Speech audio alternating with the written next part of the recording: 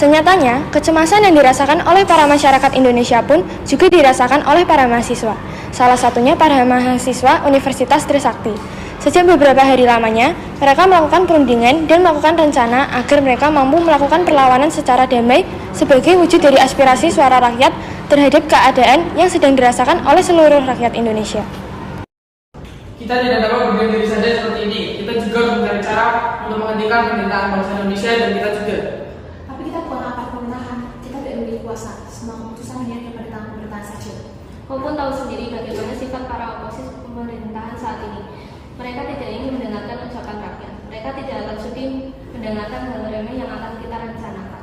Tidak, kata siapa kita tidak kuasa, kata siapa suara kita tidak dapat didengar. Kita harus melakukan agar suara kita sebagai bangsa Indonesia dapat didengar. Hari ini adalah perundingan akhir. Membicarakan strategi yang dilakukan dan besok pagi kita akan melakukan aksi.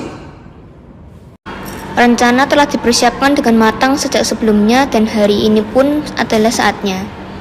Seluruh aliansi mahasiswa Universitas Trisakti telah bersiap untuk berjalan menuju ke arah Gedung Nusantara.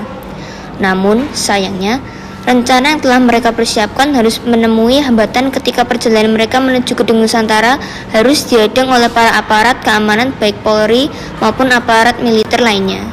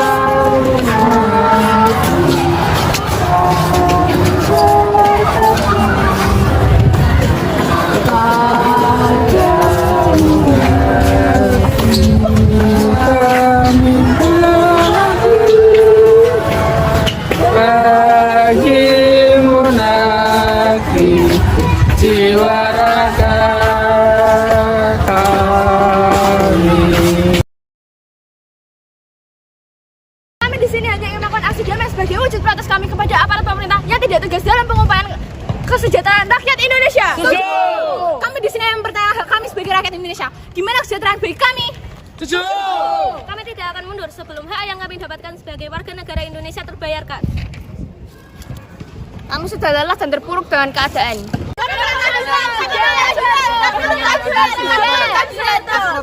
Baiklah, kami akan memberikan hal sebaliknya. Mundur!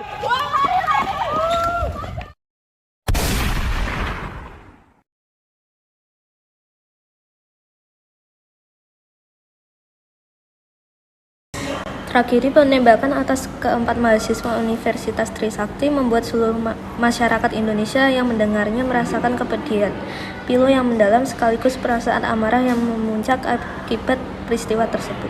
Hingga pada akhirnya keesokan harinya tepat pada tanggal 13 Mei 1998 di Jakarta dan juga kota Solo mengalami kerusuhan akibat perwujudan dari protes yang dilayangkan oleh rakyat Indonesia kepada para pemerintah.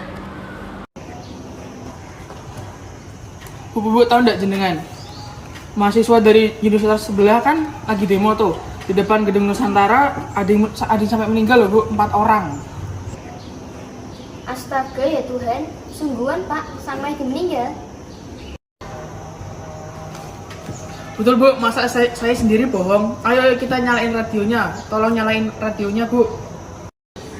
Ah ya Pak, saya nyalakan. Pada akhirnya saya Beneran demo, kemarin baru saja ada berita penembakan. Ya Bu, sampai banyak yang dibakar dan dijarah, sampai ada yang meninggal juga Bu. Di Trisakti menyebabkan kecaman dan protes dari masyarakat Indonesia dan internasional, serta mempercepat jatuhnya rezim Soeharto. Peristiwa ini juga memicu aksi solidaritas dan protes lanjutan dari mahasiswa dan masyarakat Indonesia di berbagai kota di seluruh negeri.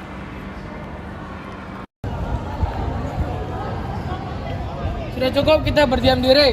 Sudah cukup kita diremehkan oleh para aparat karena dianggap tidak memiliki kekuatan untuk melawan.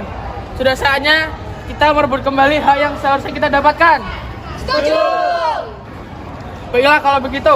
Sekarang semua orang kita harus ikut turun ke jalan. Kita buat Soeharto turun dari jabatannya. Setelah perundingan yang menyita waktu, pada akhirnya para mahasiswa tersebut melakukan aksi turun ke jalan.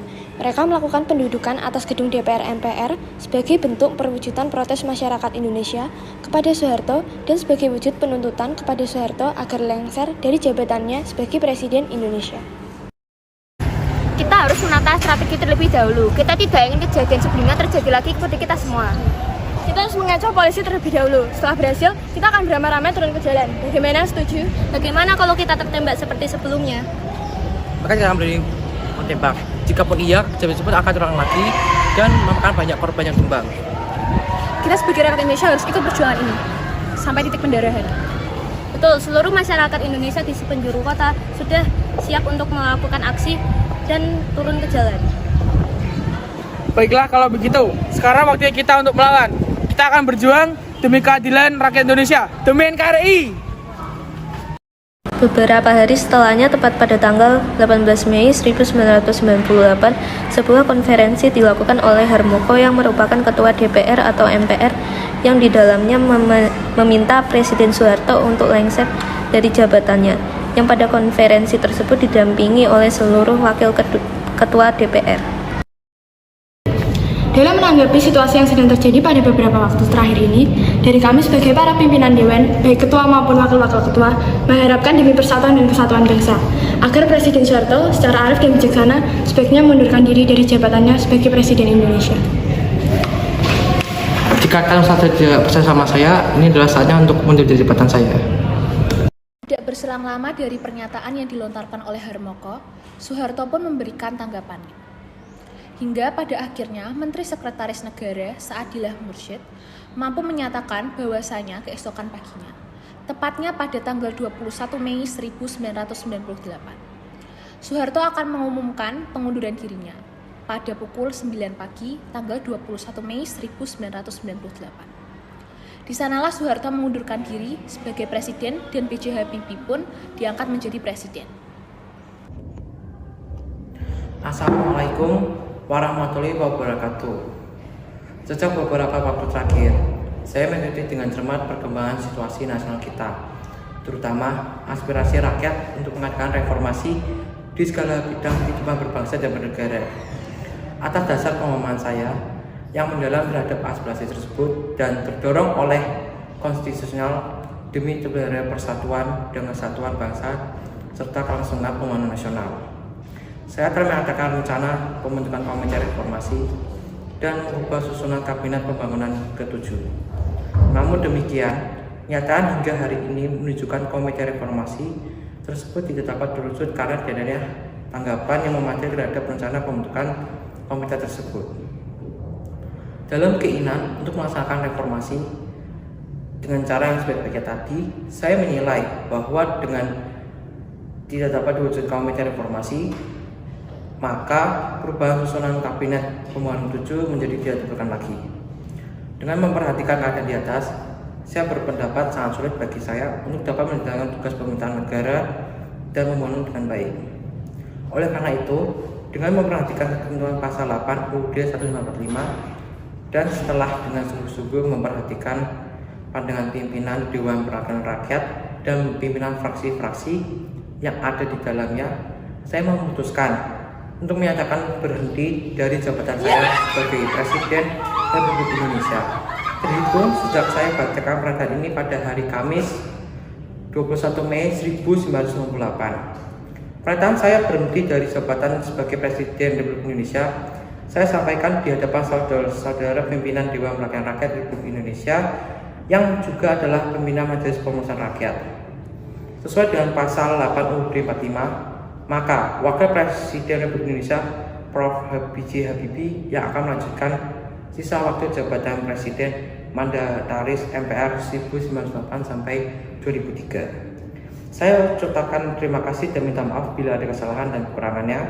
Semoga bangsa Indonesia tetap jaya dengan Pancasila dan UUD 45-nya. Mulai hari ini, Kabinet Pembangunan ke-7 demosioner dan pada para menteri saya ucapkan terima kasih. Oleh karena keadaan tidak memungkinkan untuk menyalakan ucapan sumpah di hadapan Dewan Perwakilan Rakyat, maka untuk menghindari kekosongan pemerintahan dalam menyelenggarakan pemerintahan negara, kiranya Saudara Wakil Presiden sekarang juga agar melakukan pengucapan sumpah jabatan Presiden di hadapan Mahkamah Agung Republik Indonesia.